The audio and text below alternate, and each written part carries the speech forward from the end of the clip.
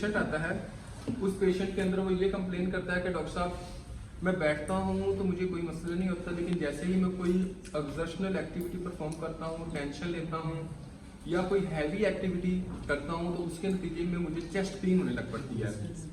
और उस chest pain के अंदर उसका जो ड्यूरेशन है वो तकरीबन 30 मिनट से कम है। दूसरे नंबर के ऊपर वो चेस्ट पेन जो है वो बाजू की तरफ, गर्दन की तरफ रेडिएट कर रही है और वो बैठने से बिल्कुल ठीक हो जाती है। तो इस तरह के एंजाइना को हम क्या कहेंगे? Stable angina. शाबाश। अब देखिए ये स्टेबल एंजाइना, जस्ट इमेजिन करिए स्टेबल एंजाइना वाला पेशेंट है, ठीक है। दूसरे नंबर के ऊपर एक पेशेंट हमारे पास वो आया, उस और स्टेबल एंजाइना वाले पेशेंट के अंदर क्या ईसीजी के अंदर किसी तरह की कोई फाइंडिंग हम देखेंगे? कोई भी फाइंडिंग नहीं होगी। उसके लिए फाइंडिंग देखने के लिए हम कौन सा टेस्ट करवाएंगे? एटीटी या फिर हम डोपामिन भी दे सकते हैं, जो पेशेंट इस तरह का एक्सरसाइज टॉलरेंस टेस्ट के अंदर नहीं जा सकते। ट्रीटमेंट के अंदर क्या देंगे? नाइट्रेट्स। दूसरे नंबर के अंदर आपको पता होना चाहिए कि आपका अगर ये पेशेंट है, वो ये कहता है डॉक्टर साहब अब मुझे ना, अब पहले तो अब बैठे बैठे भी तकलीफ होने लग पड़ी है, या मैं थोड़े से फ्यू स्टेप्स लेता हूँ तो मुझे पेन होना शुरू हो जाती है। और उसके अंदर वो हम जब पूछते हैं कि पेन कहाँ रेडिएट करती है तो कहता है बाजू की तरफ और उसके बाद शोल्डर की तरफ ये रेडिएट करती है। ईसीजी करते हैं, ईसीजी के अंदर एसटी सेगमेंट की डिप्रेशन है, कार्डिक एंजाइम उसके अंदर नेगेटिव है, तो आपका डायग्नोज क्या होगा? तो एक तरह का अनस्टेबल एंजाइना। अनस्टेबल एंजाइना वाले पेशेंट के अंदर जो आपकी कोरोनरी वेसल होगी वो 70% ही ब्लॉक हो गई, उससे ज्यादा होगी, तकरीबन उससे ज्यादा 80% हो सकती है, 90% हो सकती है, सारी की सारी प्रॉब्लम हो सकती है। क्या अनस्टेबल एंजाइना के पेशेंट को हम वैसे ही ट्रीट करेंगे जैसे कि स्टेबल एंजाइना को करते हैं? उस तरह नहीं करेंगे, क्योंकि इसका जो ट्रीटमेंट ऑफ प्लान है वो डिफरेंट है, बिल्कुल सेम जैसा कि एसीएस का होता है। ठीक हो गया। अब आगे हम जाते हैं, आगे देखते हैं कि हल्की फॉर एग्जांपल यहाँ पर जस्ट इमेजिन करना है आप लोगों ने कि ये फीमेल है, ठीक है। अब वैसे ये मेल है, किसी को शक है तो वो ठीक है, लेकिन आपने ये कहना कि ये जस्ट एक भाईजान जो है ये फीमेल है, वरना इसको फीमेल बनाना नहीं था, लेकिन ये स्नैप भेज रहा था इस वजह से हमने फीमेल, ठीक है।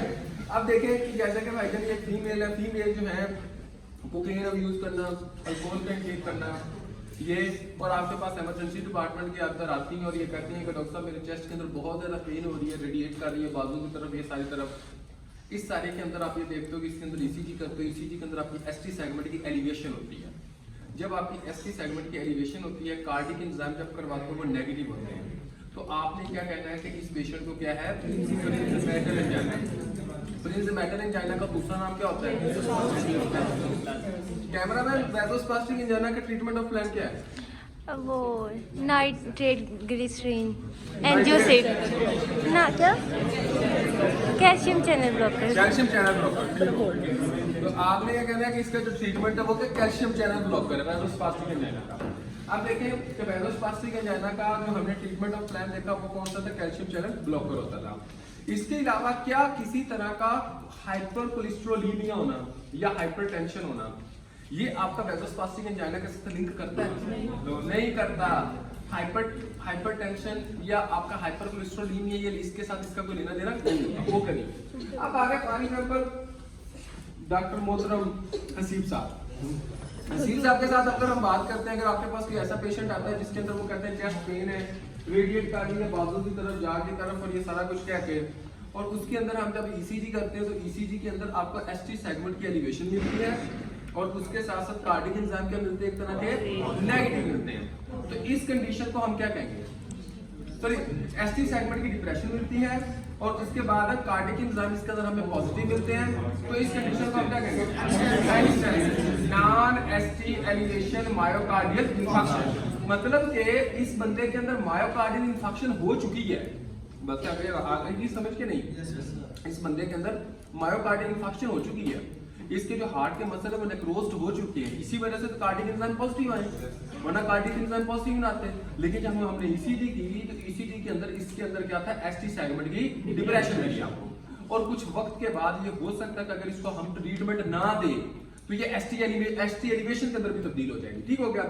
उसके बाद हमारे पास एक और पेशेंट आते हैं जिसके अंदर हम ये देखते हैं एक पेशेंट है, उस पेशेंट के अंदर क्रशिंग चेस्ट पेन हो रही है जो कि रेडिएट कर रही है बाजू की तरफ, जाग की तरफ, डायफ्रेसिस है, उसके बाद नोजिया वॉमिटिंग के फीचर्स थोड़े से दे रहे हैं। और इस पेशेंट के अंदर जब हम ईसीजी करते हैं, ईसीजी के अंदर एसटी सेगमेंट की एलिवेशन है और कार्डियक एंजाइम पॉजिटिव है, तो क्या डायग्नोज होगा?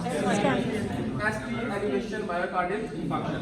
देखिए बच्चों, तीन चीजों के अंदर जबकि मेन एक्यूट कोरोनरी सिंड्रोम में आ जाती है अनस्टेबल एंजाइना, एनस्टेमी और स्टेमी, इन तीनों का तकरीबन ट्रीटमेंट ऑफ प्लेन हमने सेम ही समझना है, ठीक है।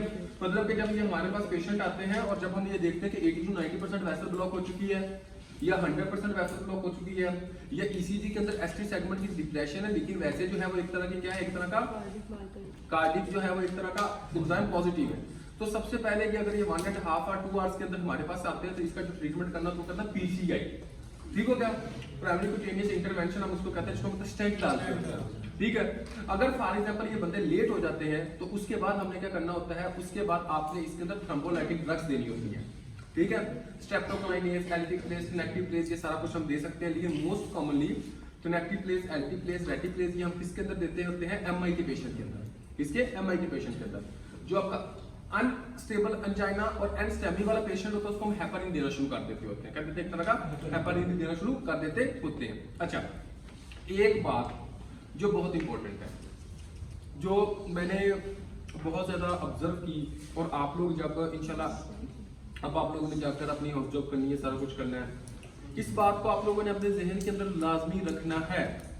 अगर कभी भी कोई भी पेशेंट आपके पास आता है और उसको एपिगैस्ट्रिक रीजन पर पेन है, जस्ट इमेजिन करें अगर आपके पास कोई पेशेंट आया, अब हमने क्या देखा, अगर इसका हार्ट इधर है तो जो इसकी इंफीरियर वाल को कहाँ आ रही है, वो इधर आ रही है।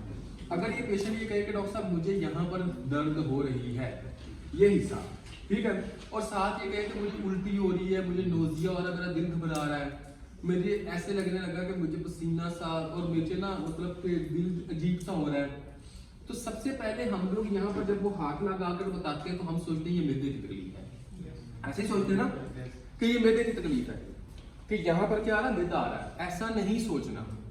उसकी रीजन क्या है?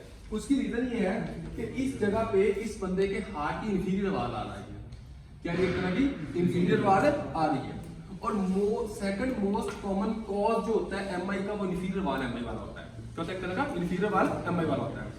पेशेंट आपके पास आता है हॉस्पिटल के अंदर, वो कहता है डॉक्टर साहब मेरे यहाँ पर हाथ है, मेदे, वो खुद कह रहा होगा मेरे मेदे के अंदर अजीब सा महसूस हो रहा है, मुझे नोजिया हो रहा है, मुझे वोमिट हो रही है। हम कहते हैं यार ये तो मेदे का मसला है, कोई प्रॉब्लम नहीं है। हम उसको मेदे की इलाज के ऊपर बेस करके ट्रीटमेंट देते हैं, वो घर जाता, घर जाकर उसकी डेथ हो जाती है, या सडन उसकी डेथ होती है। अब ये जो सडन उसकी डेथ हो रही है, ये उसकी आपकी इंफीरियर वाल एमआई की वजह से हो रही है। और कभी भी किसी भी पेशेंट को अगर आपके पास आए और अगर वो ये कह रहा है कि यहाँ पर पेन है, तो उसके अंदर आपने ईसीजी लाजमी करवानी है। ईसीजी करवाओगे उसके अंदर एटलीस्ट आपको पता चल जाएगा कि भाईजान इसको दिल की तकलीफ नहीं है, क्योंकि अगर दिल की तकलीफ नहीं है तो ये मैदे की कितनी भी बड़ी तकलीफ है ना, ये मरने वाला नहीं है। समझ आ रही है? हमने कभी देखा कि बंदा मैदे की तकलीफ से मर गया हो, तो ये मैदे की तकलीफ से मरने वाला नहीं है, लेकिन दिल की तकलीफ से ये ऑटोमेटिकली मर सकता है। तो सबसे पहले जो हमारी प्रायोरिटी है वो बंदे की जिंदगी को बचाना है। तो कभी भी कोई पेशेंट अगर, ये बहुत ज्यादा इंपॉर्टेंट बात है, हम क्या करते हैं, कहते हैं वो मैदे की दवाइयां दी, चलो भी घर चलेगा। और ये डेली बेसिस के ऊपर, डेली बेसिस के ऊपर ऐसे कई पेशेंट्स आते हैं, वो एक तरह का उनका डायग्नोज जो होता है वो गलत बनता है, घर जाकर उनकी डेथ हो जाती है। अगर आप उनको सबसे पहले ट्रीटमेंट इस बेस पे करो कि इनकी ईसीजी होनी चाहिए, इनका कार्डियक प्रोटोकॉल एक बार पूरा करो। अगर वो आप ईसीजी करोगे, एसटी सेगमेंट की डिप्रेशन एलिवेशन आपने सीधा पकड़ा, यार इसको तो दिल का मसला है, आप मैदे के सारे इश्यूज भूल जाओगे। अगर वो ईसीजी सारा कुछ नॉर्मल आता है, मैदे की बेस पर ट्रीट करो उसको, घर पे जो टेंशन ही कोई नहीं। क्लियर है? और ये बहुत इंपॉर्टेंट बात है। ओके बच्चे।